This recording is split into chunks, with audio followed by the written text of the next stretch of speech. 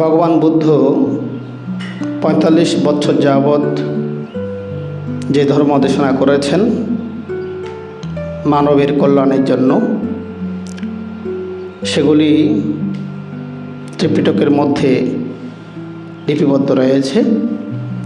ত্রিপিটকের 3টি অংশ, সূত্রপিটক, বিনয় পিটক, অভিধর্ম পিটক। সূত্রপিটকের মধ্যে অঙ্গুত্তর নিকায় একটা অংশ রয়েছে। সে অঙ্গুত্তর নিকায়ের মধ্যে চতুর্থ নিপাত যে গ্রন্থটি আছে, তো সেখানে একটি সূত্র রয়েছে। সূত্রের নাম হচ্ছে মিলন সূত্র। এটা ভগবান বুদ্ধ যখন ওনার শিষ্য ভিক্ষু সঙ্গ নিয়ে উনি ধর্মপ্রচার করার জন্য হেঁটে হেঁটে বিচরণ করছিলেন, তখন একদিন বুদ্ধ যেই রাস্তা দিয়ে যাচ্ছেন সেই সামনে দিয়েই অনেক উপাসক উপাসিকা, তারা সবাই স্বামী স্ত্রী ছিলেন, পরিবার, তারাও তাদের কার্য উপলক্ষে সেদিকে যাচ্ছিলেন। তাই ভগবান বুদ্ধ রাস্তার পাশে একটি গাছের নিচে বিশ্রামের জন্য বসলেন, ভিক্ষু সঙ্গ আসন গ্রহণ করলেন। তখন সেই গৃহী দম্পতি যারা ছিলেন, গৃহপতি গৃহপত্নী, তারা সবাই বুদ্ধের সামনে এসে বুদ্ধকে বন্দনা করলেন, বুদ্ধের সাথে কুশল বিনিময় করলেন এবং বুদ্ধের সামনে তারা বসলেন। তখন বুদ্ধ সেই উপাসক উপাসিকাদেরকে বললেন, হে গৃহপতি গৃহপত্নীগণ, এই জগতে 4 প্রকার মিলন আছে। কয় প্রকার? 4 প্রকার। একটা হচ্ছে অসুরের সাথে অসুরের মিলন। অসুর কাকে বলা হয়? যে সুর নয়।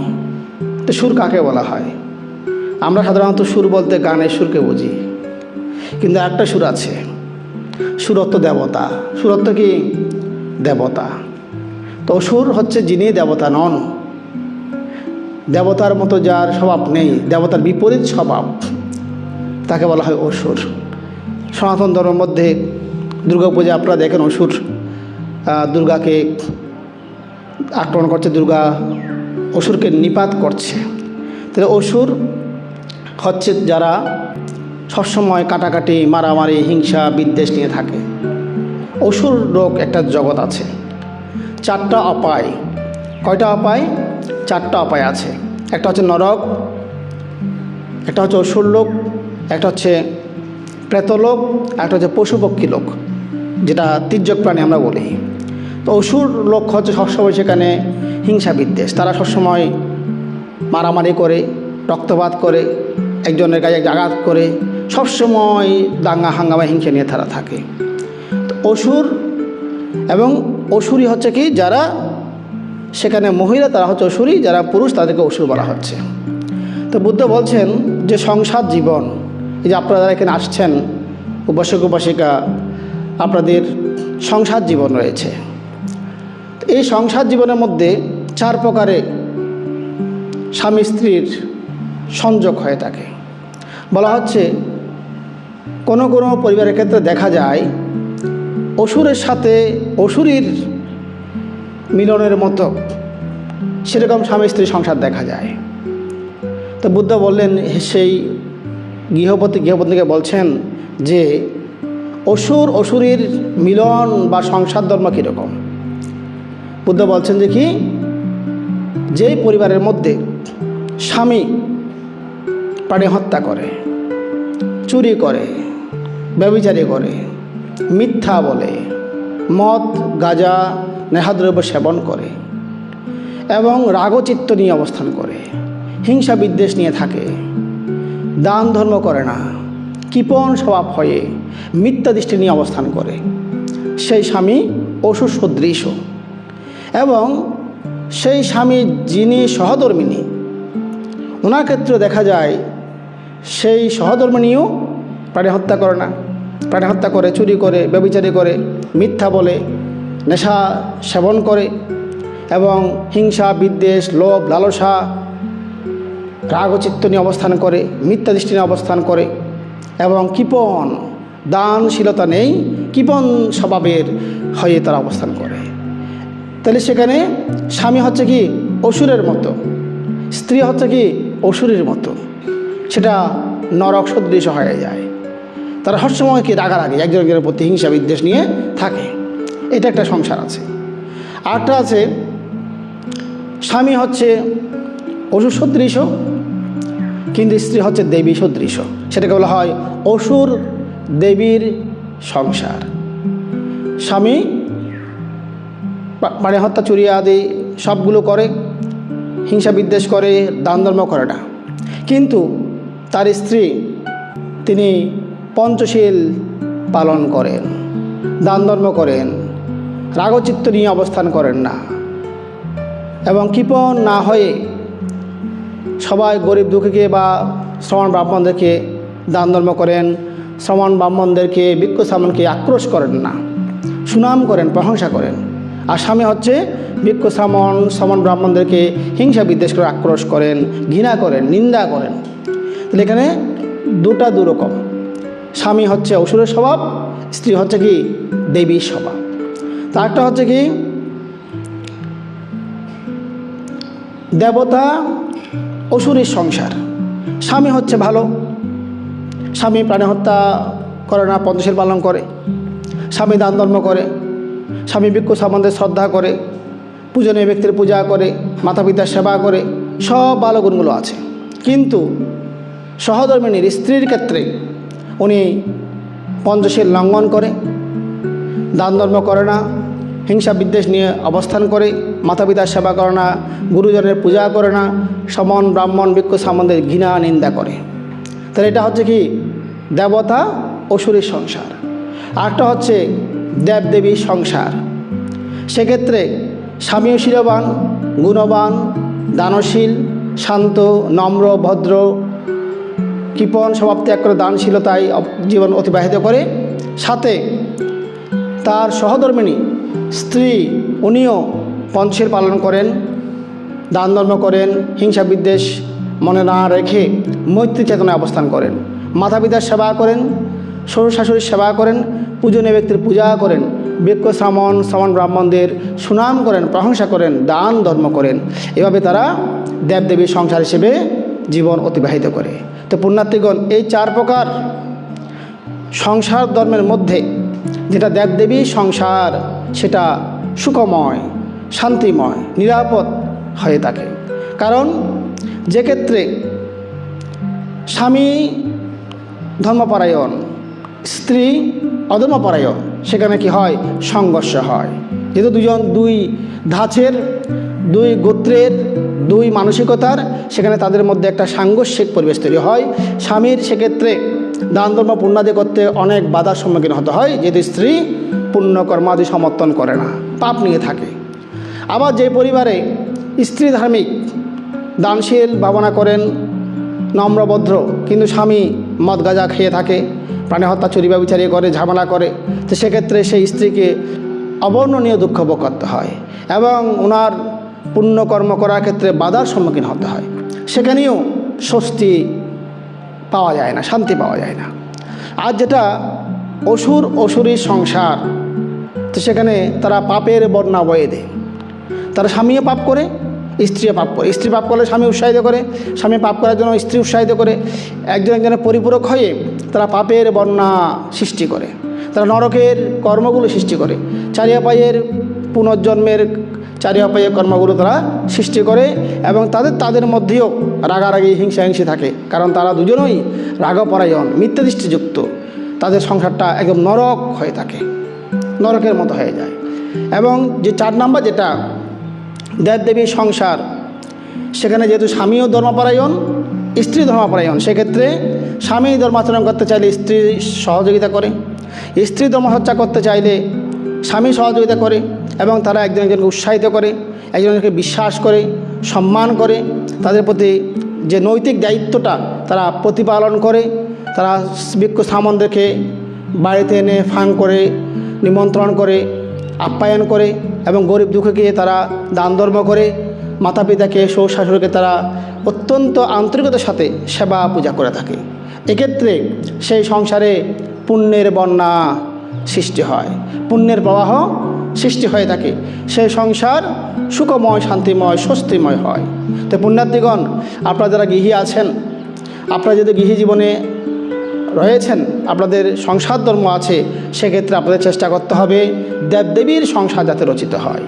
আপনাদের যারা সন্তান আছে তাদেরকে আপনাদের প্রশিক্ষণ দিতে হবে, উৎসাহিত করতে হবে, ধর্মশিক্ষা দিতে হবে, যাতে তারা দেবদেবীর মতো গুণ অর্জন করতে পারে। নৈতিকতা, নম্রতা, ভদ্রতা, সভ্যতা তাদের মধ্যে থাকে, সেই শিক্ষাটা দিতে হবে। তাহলেই আপনাদের মধ্যে কি স্বস্তিটা আসবে। পুণ্যার্থীগণ, আমাদের জীবন সংক্ষিপ্ত, আমরা মৃত্যুবরণ করবো এটা নিশ্চিত, এর মধ্যে কোনো সন্দেহ নেই। 100% নিশ্চিত আমাদের মৃত্যুবরণ করতে হবে। আমরা যে বেঁচে আছি এটা হচ্ছে অনিশ্চিত। যে কোনো মুহূর্তে, যে কোনো সময়, যে কোনো স্থানে আমাদের মৃত্যু হতে পারে, অবশ্যই হবে। এবং মৃত্যুর আগে কোনো দুর্ঘটনা এসে আমাদের জীবনকে স্তব্ধ করে দিতে পারে। তো সুতরাং আমাদের ধর্ম আচরণ করতে হবে।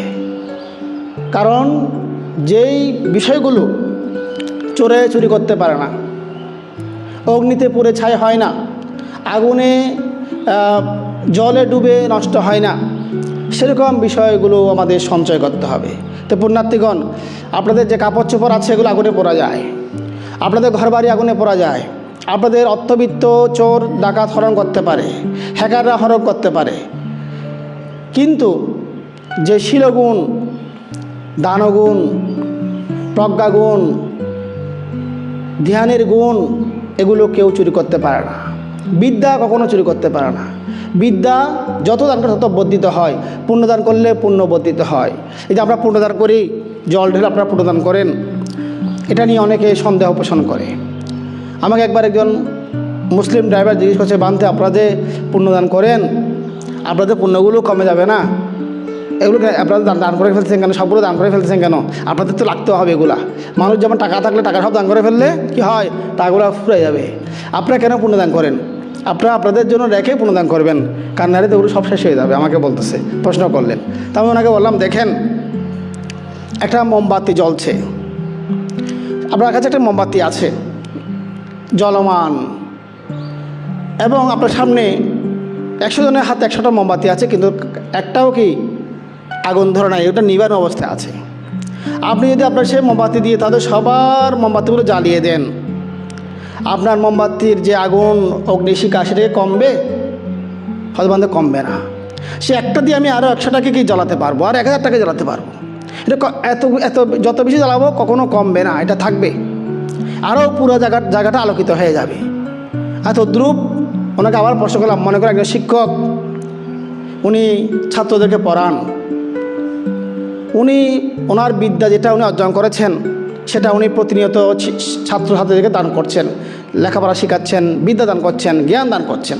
এক্ষেত্রে সেই শিক্ষকের জ্ঞান কি কমে যায় নাকি বাড়ে? হয়তো বাড়ে। যত বেশি পড়ায় তত বেশি কি হয়, দক্ষ হয়। আমরা দেখি যারা টিচার আছেন, যারা অঙ্ক করায়, অঙ্কে খুব দক্ষ হয়ে যান, করাতে করাতে একদম মুখস্থ ঠোঁটস্থ হয়ে যায়। যে বিষয়ে পড়ান ও বিষয়ে দক্ষ হয়ে যায়, কারণ ওটা প্রতিনিয়ত করেন বলে এটা আরও বাড়ে। তদ্রূপ পুণ্যদান করলে কি হয়, পুণ্য বাড়ে। জ্ঞান দান করলে কি হয়, জ্ঞান বাড়ে। ধর্মদান করলে ধর্ম পুণ্য বাড়ে। সেজন্য দান করলে কখনো কমে না, দান করলে কখনো কি কমে না। যারা অর্থ দান করে, আপনারা যারা আছেন, আপনারা এই যে ভিক্ষু সংঘকে স্বয়ং দান করেন, এ পর্যন্ত আপনাদের ছোটোকাল থেকে এই পর্যন্ত আপনারা সবসময় কিন্তু দান করে আসছেন। আমি এখানে আসছি 17 বছর চলমান। এখন এই 17 বছরে আপনারা আমাদেরকে প্রতিদিন সকালে স্বয়ং দেন, পিণ্ডি-চারণ দান করেন। তো এত দান করেছেন, আপনাদের কি কমে গেছে? আপনারা কি উপোস আছেন? উপোস নাই। আপনাদের চাউল, ডাল, তরকারি কোনো কিছু কমে নাই, জীবন চলে যাচ্ছে। আপনাদের দান করার কারণে আপনারা অভাবে পড়েছেন সেরকম কিন্তু নয়। সেজন্য দান করলে কখনো অভাব হয় না। অনেকে মনে করে দান করলে আমার তো ফুরিয়ে যাবে, তো সেভাবে একটা ভয়ে দান করে না। তো কিন্তু দানটা করতে হবে। দান করার মধ্যে কি আছে? ধ্যান রয়েছে। এটা একটা যুদ্ধ, দান করাটা একটা যুদ্ধ। দান করতে গেলে লোভ চৈতসিকের সাথে যুদ্ধ করতে হয়। আমাদের প্রত্যেকের মনের মধ্যে লোভ একটা বিষয় আছে, রাগ হিংসা বিষয় আছে, মোহ অজ্ঞানতা বিষয় আছে। তো দান করতে গেলে কি হয়? সেই লোভের সাথে যুদ্ধ করতে হয়। লোভ কি বলবে? থাক, দান করার দরকার নাই। প্রজ্ঞা বলবে কি? না, আমাকে দান করতে হবে। তাহলে প্রজ্ঞা আর লোভের মধ্যে যুদ্ধ হয়ে যায় সেখানে। তো যুদ্ধ হয়ে প্রজ্ঞা যখন বলবতী হয়, লোভটা কি হয়? অলোভ হয়ে যায়। অলোভ হলে মানুষ দান করতে পারে, না দান করতে পারে না। তো দান করা মানে কি? লোভকে পরাজিত করা। সেজন্য দানটা করা উচিত। আমাদের ধ্যান চর্চার উদ্দেশ্য হচ্ছে লোভ ক্ষয় করা, রাগ হিংসা বিদ্বেষ ক্ষয় করা, মোহ অজ্ঞানতা অবিদ্যাকে ক্ষয় করা। এটাই আমাদের উদ্দেশ্য। আমাদের অন্তর্জগৎকে শুদ্ধ করার জন্যই এই ধ্যান চর্চা। কারণ আমরা বাহ্যিকভাবে স্নান করে আমরা ক্ষণিক পরিষ্কার হতে পারি, কিন্তু আমাদের মনের ময়লাগুলোকে কিন্তু স্নান করে সাবান দিয়ে পরিষ্কার করা যায় না। এই মনের ময়লাগুলোকে পরিষ্কার করার জন্য ধ্যান চর্চা প্রয়োজন। ধ্যান চর্চা করলে লোভ কমে যায়, রাগ কমে যায়, মোহ কমে যায়, তাহলে পবিত্র হয়ে যায়। যারা মহাপুরুষ হয়েছেন, বুদ্ধ, পাচ্ছেক বুদ্ধ, রহত, ওনারা কী করেছেন? ওনারা ধ্যান চর্চার মাধ্যমে, শিল্পায়নের মাধ্যমে ওনারা দান ধর্ম ওনারাও করেছেন। আগে দান ধর্ম করে পারমী পূরণ করেছেন। পারমী পূরণের মাধ্যমে, পারমীর পূর্ণতায়, জ্ঞানের পূর্ণতায়, প্রজ্ঞার পূর্ণতায় ধ্যান চর্চার মাধ্যমে ওনারা শ্রুতময় জ্ঞান, চিন্তাময় জ্ঞান, ভাবনাময় জ্ঞান লাভ করে বিমুক্ত হয়েছেন। ওনাদের অন্তর্জগতে কোনো হিংসা বিদ্বেষ লোভ লালসা নাই, কোনো মহাজ্ঞানতা নাই। ওনারা সাধু সন্ত মহাপুরুষে পরিণত হয়েছেন। সেই মহাপুরুষগণকে দান করলে পুণ্য সর্বাধিক হয়ে থাকে। সেজন্য বুদ্ধ বলেছেন যে সাঙ্গে দিনাং মহাপ্পালাং, সঙ্গে দান করলে সেটা মহা ফলপ্রদ হয়ে থাকে। কারণ সঙ্গের মধ্যে কি রয়েছে? বুদ্ধ, পাচ্ছেক বুদ্ধ, রহত, বাহন্তরা রয়েছেন, বিমুক্ত মহামানবগণ রয়েছেন। যারা সঙ্গ সদস্য আছেন তারা বিমুক্তির জন্য চেষ্টা করছেন, আবার অনেকেই বিমুক্ত হয়ে গেছেন। এভাবে পৃথিবীতে সঙ্গ রয়েছেন। তো সঙ্গ চেতনায় বুদ্ধ দান করতে বলেছেন। ব্যক্তি চেতনায় দান করলে পুণ্যটা সীমিত হয়, কিন্তু সঙ্গ চেতনায় দান করলে পুণ্য সীমিত থাকে না, পুণ্যটা অপরিসীম অপ্রমেয় হয়ে যায়। তো সেজন্য আমাদের নিজের জন্য আমাদের দান করতে হবে, আমাদের নিজের জন্য আমাদের শির পালন করতে হবে, আমাদের নিজের জন্য আমাদের ধ্যান করতে হবে। আসলে সুখ দুঃখ ব্যাপারটা আমাদের একান্ত নিজস্ব। আমাদেরকে কেউ সুখও দিতে পারে না, দুঃখও দিতে পারে না। এগুলো আমাদের নিজের উপরেই নির্ভর করে। আপনাকে কেউ খুব সুস্বাদু খাবার দান করলো, আপনি সন্তুষ্ট হতে পারলেন না, আপনি শান্তি পাবেন না। আপনি যা পেয়েছেন তা যদি সন্তুষ্ট হয়ে যান, আপনি কিন্তু মনে একটা শান্তি পাবেন। তো সুতরাং বাহ্যিকভাবে কেউ কিছু দিলেও সুখটা কিন্তু নিজের অন্তর থেকেই সৃষ্টি হতে হয়। সেজন্য বুদ্ধ বলেছেন এই জগতের মধ্যে কেউ কাউকে শুদ্ধও করতে পারে না, অশুদ্ধও করতে পারে না। শুদ্ধি অশুদ্ধি একান্ত নিজস্ব ব্যাপার। বুদ্ধ আমাদের পথ প্রদর্শক ছিলেন, উনি আমাদেরকে পথ দেখিয়েছেন, উনি আমাদেরকে ধ্যান বিদর্শন শিক্ষা দিয়েছেন, নৈতিকতা শিক্ষা দিয়েছেন। কিন্তু এগুলো আমাদেরকেই আচরণ করতে হবে, চর্চা করতে হবে। কারণ চর্চা না করলে এই দুর্লভ মনুষ্য জীবন বৃথা হয়ে যাবে। আমরা আসছি, পৃথিবীতে চলে যাব। আমাদের মতো পৃথিবীতে আরও অনেক আসছেন, পশু পাখি তারাও কিন্তু পৃথিবীতে জন্মগ্রহণ করেছে, তারাও চলে যায়, মৃত্যুবরণ করে। তাহলে আমাদের সাথে তাদের একটা পার্থক্য থাকতে হবে। আমরা মানুষ, তারা পশু। তাহলে মানুষ কেন বলা হয়? যার হুঁশ আছে, যার জ্ঞান আছে, যে ব্যক্তির মন আছে এবং যে ব্যক্তির কী আছে, হুঁশ আছে, জ্ঞান আছে, সচেতনতা আছে, তাকে বলা হয় মানুষ। আর যার হুঁশ জ্ঞান নেই তাদেরকে বলা হয় পশু। পশুরা পশুর মতো আচরণ করে, মানুষের মতো আচরণ করতে হবে। পশুর মতো আচরণ করলে কিন্তু হবে না। কিন্তু আমাদের যে মানুষের চেহারাটা আছে, এই মানুষের দেহটা আছে, এই দেহের মধ্যে অনেক সময় আমাদের মধ্যে পশুত্ব জেগে ওঠে। তো পশুত্ব কি?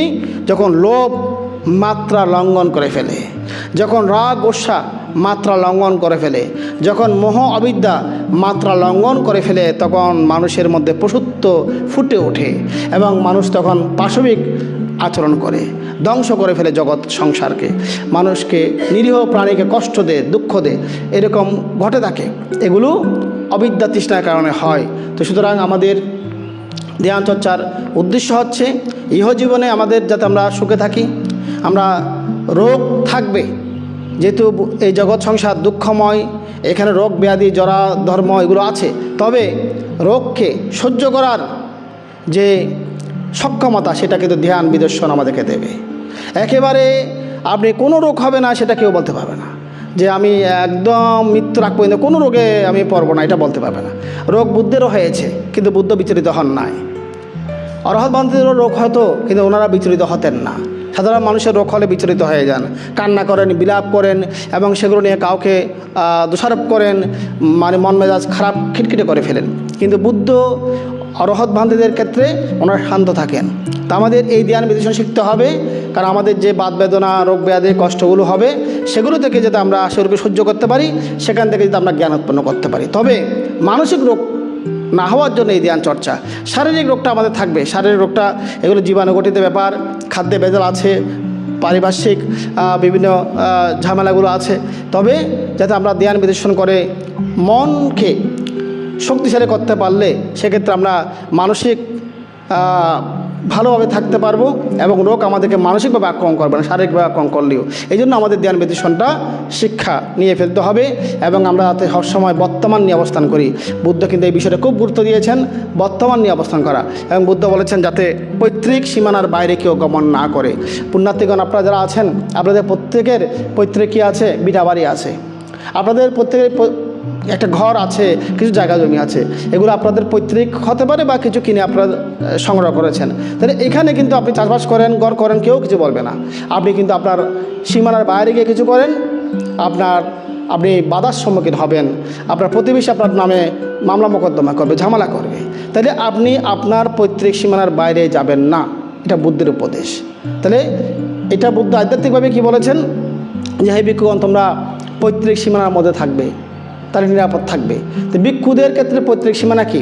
এখানে ভিক্ষু বলতে বিভিন্ন ক্যাটাগরিতে বলা হয়েছে। এখানে ভিক্ষু বলতে যারা দুঃখ মুক্তিকামী, দুঃখকে ভয় করে দুঃখ মুক্তির জন্য চেষ্টা করেন, ধ্যান চর্চা করেন, পারে পূরণ করেন, দান ধর্ম করেন, শীল বিনয় পালন করেন, তারা হচ্ছে ভিক্ষু। এক্ষেত্রে উপাসক উপাসিকা, ভিক্ষু ভিক্ষুণী, শ্রামণ শ্রামণী সবাই ভিক্ষুর মধ্যে অন্তর্ভুক্ত। বুদ্ধ এই ক্ষেত্রে অ্যাড্রেসিং করেছেন, সম্বোধন করেছেন যে হে ভিক্ষুগণ, পৈতৃক সীমানার বাইরে যাবে না। তাই পৈতৃক সীমানা বলতে কি? আমাদের ক্ষেত্রে সাত্তারো সাতিপাট্ঠানা, 4 প্রকার স্মৃতি উপস্থাপন, অর্থাৎ মহাসাতিপাট্টান সূত্রের মধ্যে যে 4 প্রকার স্মৃতি উপস্থাপন ভাবনার কথা বলা হয়েছে, যেটাকে বিদর্শন ভাবনা বলা হয়, সেই বিদর্শন ভাবনার বাইরে চলাফেরা করতে বুদ্ধ মানা করেছেন। তো বিদর্শন ভাবনা হচ্ছে কি? হাঁটলে জেনে জেনে হাঁটা, চঙ্ক্রমণ ধ্যান, বসলে ধ্যান করে বসে থাকা, দাঁড়িয়ে থাকলে সেখানেও ধ্যান করা, শুয়ে শুয়েও ধ্যান করা, 4টা ইজ্জাপদ। এবং এর বাইরে হাঁটতে, উঠতে, বসতে, স্নান করতে, খেতে, কাপড় ধুইতে, যাবতীয় কাজকর্ম করতে জ্ঞানটাকে রাখা, সম্প্রযুক্ত জ্ঞান বলা হয়, সম্প্রজ্ঞান জ্ঞান বলা হয়। জ্ঞানকে সম্প্রযুক্ত করে রেখে চলতে হবে, সব সময় জ্ঞান দিয়ে সজাগ থেকে সাবধানে প্রকৃতির কাজ করতে হবে এবং সেখানে উদয় বিলয়টা খেয়াল করতে হবে। প্রত্যেক কিছু উদয় হচ্ছে, বিলয় হয়ে যাচ্ছে। অনিত্য ধর্ম, নিত্য বলতে এখানে কিছু নেই। সেই দৃষ্টিভঙ্গি নিয়ে প্রত্যেকটি কাজ স্থিতি সহকারে করলে সেটা হচ্ছে সম্প্রজ্ঞান ধ্যান। তো যদি কেউ সম্প্রজ্ঞান ধ্যান করেন, ভাবনা করেন, তাহলে ওনার বিপদ হয় না। তো সেক্ষেত্রে সেটা হচ্ছে নিরাপদ বলয়, পৈতৃক সম্পত্তি। বুদ্ধ আমাদের জন্য, আমাদের ধর্মপিতা হিসেবে আমাদের জন্য কি দিয়ে গেছেন? সাত্তার সাতিপাট্ঠানা, বিদর্শন ভাবনা, ধ্যান বিদর্শন, এগুলো দিয়ে গেছেন। এগুলো হচ্ছে আমাদের জন্য প্রকৃত আশীর্বাদ স্বরূপ সম্পদ। আমরা কেউ গরিব নই। বুদ্ধের শিষ্যরা গরিব হতে পারে না, যারা বুদ্ধের অনুসারী তারা গরিব হতে পারে না, কারণ বুদ্ধ ধনী ছিলেন। বুদ্ধ জ্ঞানের দিক দিয়ে ধনী ছিলেন। উনি গৃহী অবস্থায় রাজকুমার ছিলেন, সেখানেও ধনী ছিলেন। আর প্রব্রজিত হওয়ার পর ওনার যে জ্ঞান ভাণ্ডার, প্রজ্ঞা ভাণ্ডার, শিল ভাণ্ডার, ত্যাগের ভাণ্ডার, সেক্ষেত্রে উনি মহাধনী ছিলেন। এবং সেই মহাধনী বুদ্ধের আমরা পরম্পরা শিষ্য, আমরা অনুসারী, আমরা পূজারী, সেক্ষেত্রে আমরা কেউ গরিব হতে পারি না।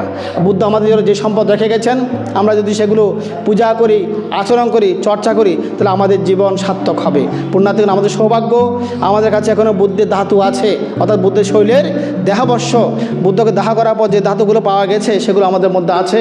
আমরা সেগুলো পূজা করি, পূজা করব।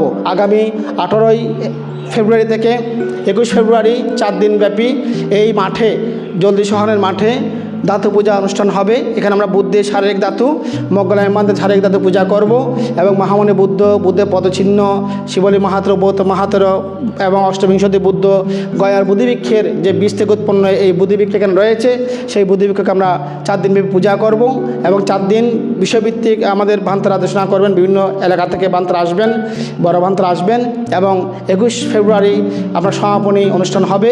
আমাদের উত্তর জলদি এই গ্রামের উপাসক দুলাল বড়ুয়া, যিনি প্রয়াত হয়েছেন, যে পরিবার থেকে আমাদের কারেন্টের বিলটা প্রতি মাসে দেওয়া হয় তাকে, আমাদের দুলাল বড়ুয়ার প্রয়াত উপাসকের 6 মাসিক তিথি উপলক্ষে ওনারা অবশ্যই ইতিমধ্যে স্বয়ং দিয়েছেন। তবে এখানে তিথি উপলক্ষে ওনারা সমাপ্তি যেদিন হবে সেদিন এখানে সংগদান আয়োজন করছেন, অষ্টবিংশ সংগদান এবং ভিক্ষু সংঘকে ফাঁক করা হয়েছে এবং ওনারাও এই পাঠ্যান পাঠে অংশগ্রহণ করছেন এবং সাথে ওনারা প্রার্থনা করেছেন বানতে যে কোনো পুণ্যার্থী এই পাঠ্যান পাঠে অংশগ্রহণ করতে পারবে শ্রদ্ধাদান দিয়ে। আমরা কোনো মানা করব না, কারণ সবার অধিকার আছে পূর্ণ করার জন্য। আপনারা ইতিমধ্যে আপনাদের ঘরে, প্রত্যেকের ঘরে একটা হ্যান্ডবিল দেওয়া হয়েছে, পূজার যে আইটেমগুলো আছে সেই আইটেমগুলোর নাম লিখে দেওয়া হয়েছে।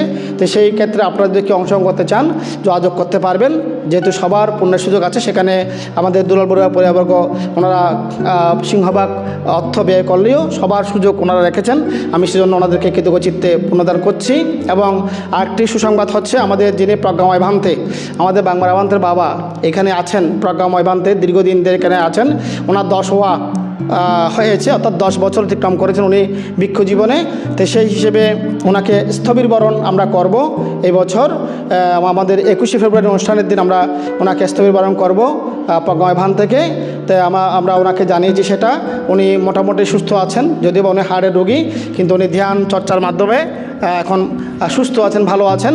আশা করি আমরা ওনার স্থিরবরণ করতে পারবো। ওনাকে একটা যে সম্মান দেওয়া, ওনাকে একটা উৎসাহিত করা। উনি যে বৃদ্ধ বয়সে গৃহত্যাগ করে প্রব্রজিত হয়ে এখন প্রায় 10-11 বছর উনি অতিক্রান্ত করেছেন, এই সহানে একটানা থেকে গেছেন। এবং বিশেষ করে আমি যখন থাকি না, বিভিন্ন বাবানা কোর্সে চলে যাই, বিভিন্ন প্রোগ্রামে চলে যাই, তখন উনি এখানে অভিভাবক হিসেবে, মুরব্বী হিসেবে এই সহানে অবস্থান করে আমাদেরকে একটা মানে বড় ধরনের সহায়তা করছেন। সাথে উনি আমাদের শিষ্য হিসেবে ধ্যান চর্চার মাধ্যমে উনি আমাদেরকে সহায়তা করছেন, বুদ্ধ শাসনের মঙ্গলের জন্য কাজ করছেন। উনি হয়তো আমাদের মতো এখানে মাইক্রোফোনে দেশনা দিচ্ছেন না, উনি সিঁড়ি বেয়ে উপরে উঠতে পারছেন না, কিন্তু ওনার যেটা আচরণ, উনি যে পিণ্ডিচারণ যেতেন, উনি যে চোখ নিচু করে হাঁটতেন, এটা একটা দেশনা। চুপ করে বসতেন, এটা একটা দেশনা হয়।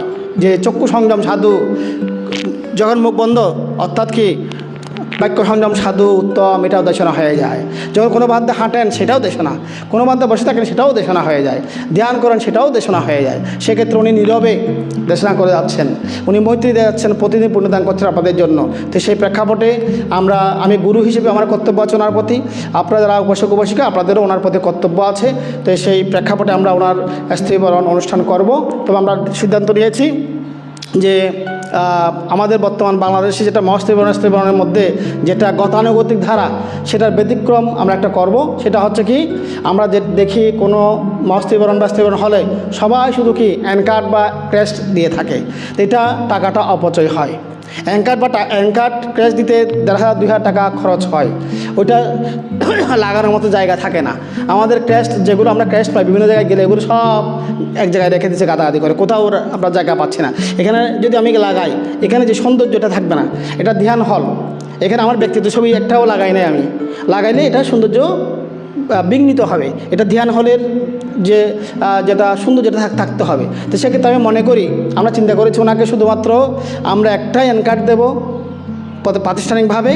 এর বাইরে কেউ যদি কিছু ওনাকে দিতে চান সেক্ষেত্রে দানীয় বস্তু দেবেন, যেমন অষ্টপরিষ্কার দিতে পারেন, চিবর দিতে পারেন, সাবাক দিতে পারেন, আমরা শহর থেকে এগুলো আনাবো।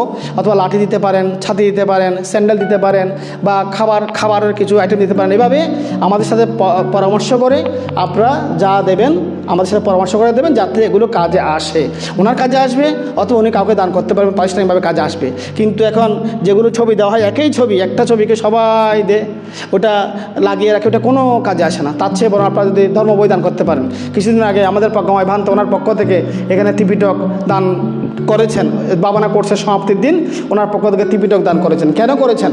উনি এটা অনুধাবন করেছেন যে ত্রিপিটক দান করা দরকার, ধর্মদান সর্বদানকে জয় করে।